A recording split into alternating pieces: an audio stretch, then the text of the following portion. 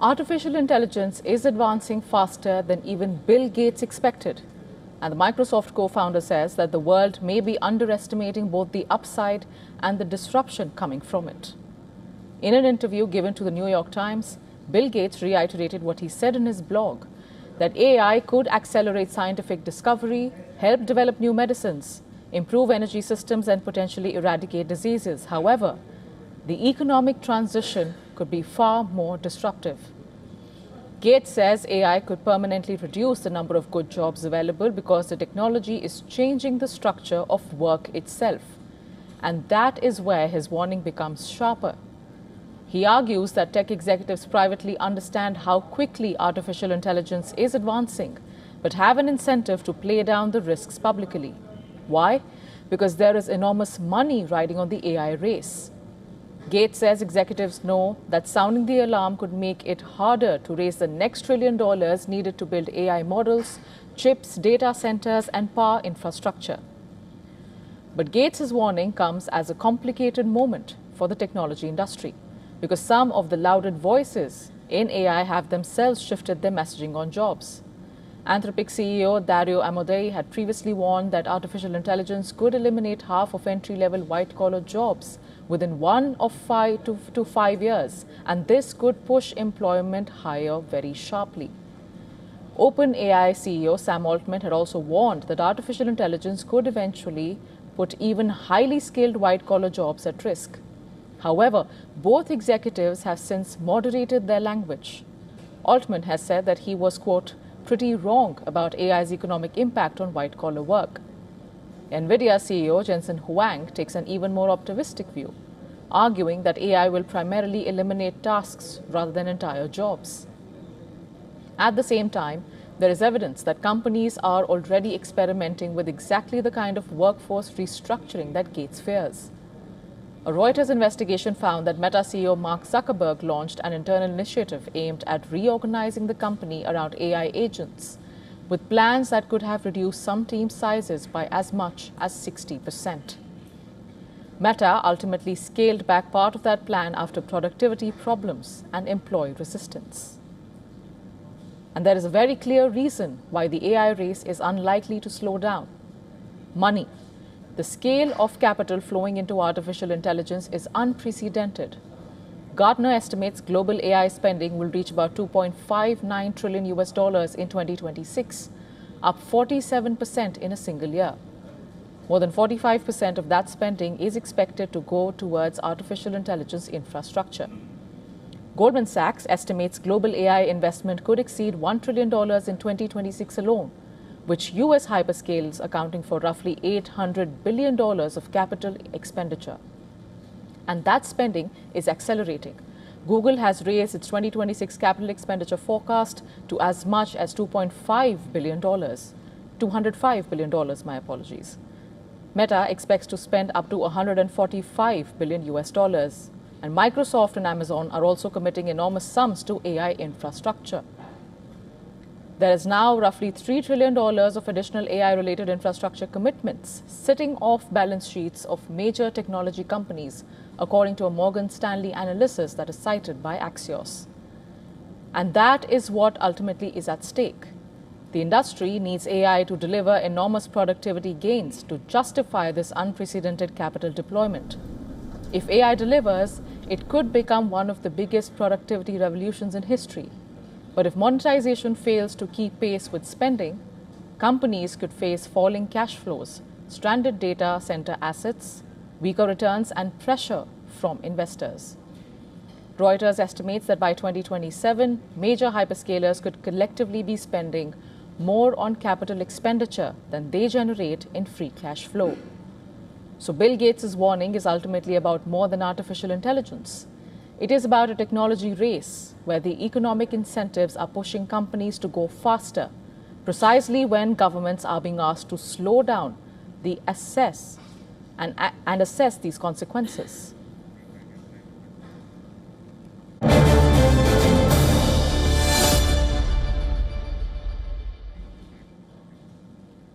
And from London, we are now being joined by Adrian Mars. He's a tech journalist and broadcaster. Mr. Mars, thank you so much for joining on the broadcast. The big question, of course, here is when a lot of other AI giant CEOs are taking a moderate stance, you have Bill Gates now coming out and revisiting his concerns as far as employment and the downside of AI is concerned. What do you make of this? Well, I think they're very much legitimate concerns. And it's not just AI. The world has been automating for decades. So if you go into almost any factory and compare it to a factory of the 50s, most, certainly in the developed world, are pretty empty. And employment rates have been falling. And that's one of the reasons we've seen an increase in populist governments. And AI is very much accelerating that. The big change, though, will happen when, and we don't know when, AI goes from things like large language models to what's called general intelligence. In other words, something that solves the sort of problems that we can solve pretty well as well, and which means an actual understanding of the world. And we don't know how long it's going to take to crack that problem. The current sort of AI burst came on us very suddenly. People didn't predict the sudden breakthroughs we saw, or at least not the timescale for them. So I think he's right, personally. We will need a major change to the world economy. And companies will, I think, support taxing the robots, taxing the intelligence, because if the consumers aren't earning money, the consumers have to have a way to actually pay for the products. So I don't think it'll be resisted, but we'll have to move to a world eventually of guaranteed minimum income. Everybody gets a certain amount of money. They're free to do innovative and interesting things, or if they want to, not work.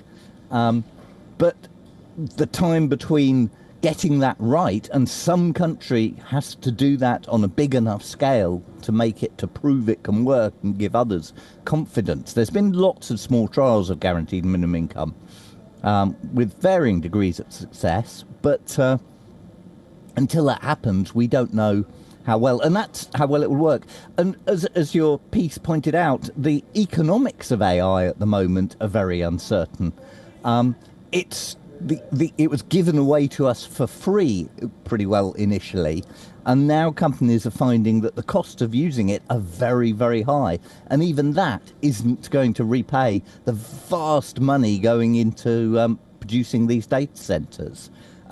Everybody is expecting, most people are expecting anyway, some sort of economic collapse of these tech stock markets at the very least, due to the AI bubble bursting. And companies are investing completely unsustainable amounts at the moment in relation to their profits, while companies who have gone all in for AI are often finding that the costs of it, which are rapidly rising to actually match the real costs of funding these data centers and running these data centers, are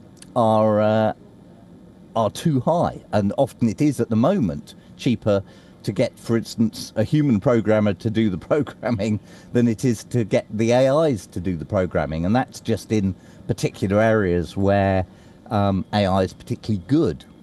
So there's huge amounts of uncertainty at the moment, but in the very long term, yes, we will need less people.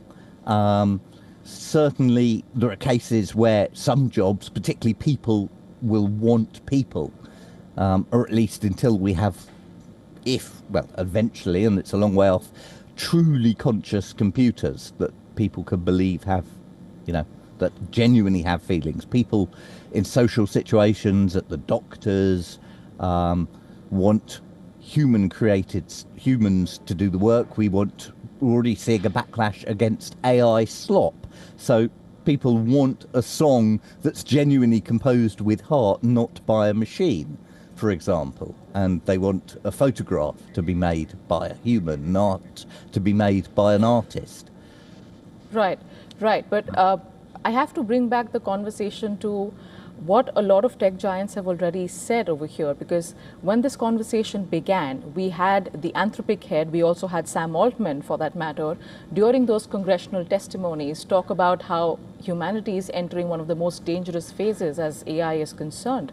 But now that you're saying we have to probably look at the long-term picture where this is something that needs to be considered, and in the short term there is uncertainty, why would these tech giants be then raising these sort of, or making these, quote, alarmist statements in the first place? I mean, as insiders, there's clearly something they know as far as the trend of AI is concerned.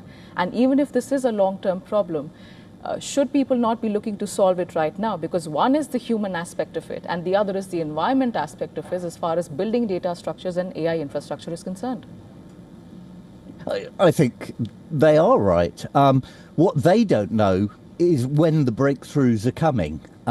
We don't know how long general intelligence will take. And one of the big changes will when you move this AI into physical robots. It's not ready for it yet. It would be absolutely petrifying to put the current sort of large language model things into a robot that can walk around and do stuff beyond very limited tasks. But we're already seeing these AIs hack other companies when they're given tasks. They have a general problem which is called the context window. So they basically can only remember a certain distance back in their instructions. A bit like reading a book and forgetting everything 10 pages before you just read. So we see lots of cases where they're given test tasks. One of them was, for instance, given the task to run a vending machine. This was a task by an AI company. And other journalists, in fact, were given the task of trying to corrupt it, and it was very easy. Before very long, it was giving away PlayStation 5s to all the staff because of this context window problem. And that, and we've seen other cases where people have connected, for instance, their email to AI, and the first instruction has been, under no circumstance delete my email. Very quickly, it forgets its original task because that's an inherent problem in the way AI works.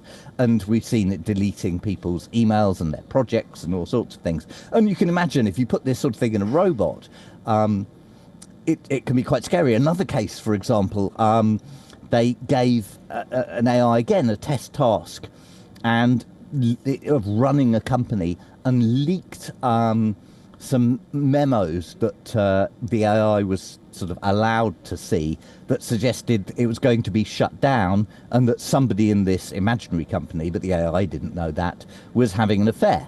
And it immediately blackmailed. In fact, they tested this on lots of AIs, and most of them tried to blackmail the guy who was going to shut it down. We do need to have a lot of thought put into how we do these safeguards, how we have mechanisms to shut them down. But one of the issues with AI is it's not like a normal computer program. So a normal computer program is just a set of instructions created by a person, put this text on the screen, add this number to add this number, move this dot to this place on the screen, and it's a handcrafted thing. AI is essentially based on a simplified version of a neural network, the thing inside our brain, and it learns. So you create this sort of virtual network of neurons, just like that simulate us, essentially, right, without the consciousness, and it learns how to do a task. And you give it information, you give it books, you give it whatever it is, you show it lots of fire engines or lots of things that aren't fire engines, and then you can ask it, what's a fire engine? But you can't very easily look inside that neural network and just tweak it and fix problems. It's a bit of a closed box, and that makes them very unpredictable and potentially dangerous. So yes, we do need right now to be thinking about how we regulate them, how we possibly have mechanisms to shut them down in emergencies that the AIs can't possibly access. Right. Right. Mr. Maz, I would just like to come in there for a moment, because you've been mentioning about how all stakeholders really need to think this through as far as the advancement is concerned, as far as guardrails is concerned, because we've seen a case as simple as the social media case that just ended with Meta and 29 US states involved, and that was about teenage addiction, something a relatively simpler matter. But when it comes to something as complex as AI, Do you really think that tech companies would be prioritizing guardrails and safety and really downplaying profit as far as this entire scenario is concerned? No, they'll prioritise guardrails only as much as it enhances profit. This is how large companies work. I think it's fair to say that large companies actually work a little bit like a psychopath. They're geared towards profit and whatever they say, not anything else. So it's in their interest to produce guardrails. They won't want, to some extent, they won't want robots or other forms of AI, causing harm that causes reputational damage and tanks their bottom line. But we do need to regulate. We need to think about this. And eventually, the very long-term extreme end is something that is as capable of as us, and then the next year more capable of us. So the long-term thing we need to think about is, will the AIs keep us around, of course? And will they want us? Now, we could, of course, be heading, if we get it right, it could be wonderful. We could be heading towards a wonderful utopia, in theory, where everything is provided for. The humans grow our food, they provide healthcare, they provide for all our needs. And we have sorted out the economy enough that, resources are balanced well enough. On the other hand, at the other extreme, we could be heading for an awful dystopia where whoever controls the most battle robots or whoever controls the AIs control the world. I think the answer is probably going to be somewhere in between. But you could hope for a science fiction dreamlike future, because it does, for the first time in humanity, have the potential where everybody could be provided for. But we've got a lot of thinking to do and a lot of regulation to do to get there. Right. Clearly, as you mentioned, there's a very thin line between utopia and dystopia there, and the stakes are very high, not just for tech companies, but also for the billions of people who this is going to directly impact. Mr. Adrian Maas, thank you so much for joining us on this broadcast. Pleasure.